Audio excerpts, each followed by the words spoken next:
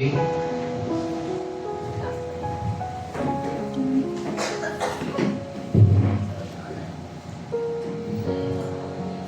Tayo po tayo lahat. Buksan po natin ang ating mga Biblia sa Psalms chapter 122, verse 1 to 9. Say amen po. Amen.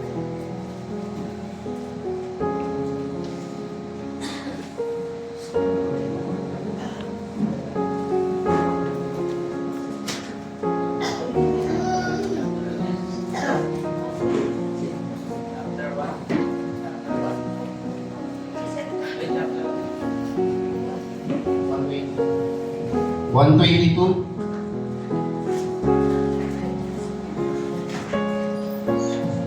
Verse 1 to 9.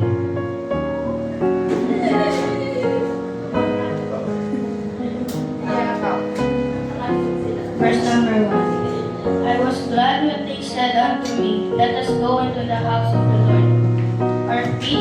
Verse number 2. Our feet shall stand within thy gates, O Jerusalem.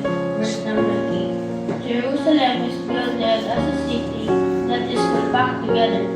Verse number 4. Whither the tribes go up, the tribes of the Lord, unto the testimony of Israel, to give thanks unto the name of the Lord. Verse number 5. For there are set thrones of judgment, the thrones of the house of David. Verse number 6.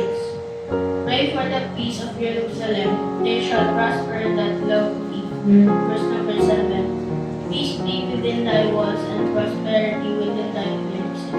Verse number 8.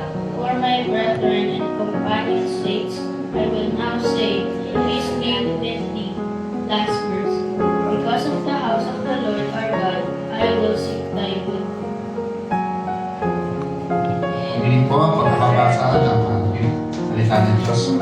Ngayon po ay tumako naman po tayo sa ating pledge to the Bible. Itaas po natin ang ating mga Biblia.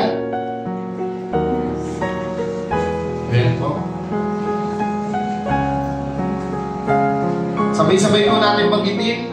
Ito ang Biblia ko, salita ko ng Diyos. Pinakahawakan ko ito, pinatatatasa ko dito, pinagpapala ko dito. Ito ang tanging nakapagsasabi kung sino talaga ako sa paningin ni Kristo.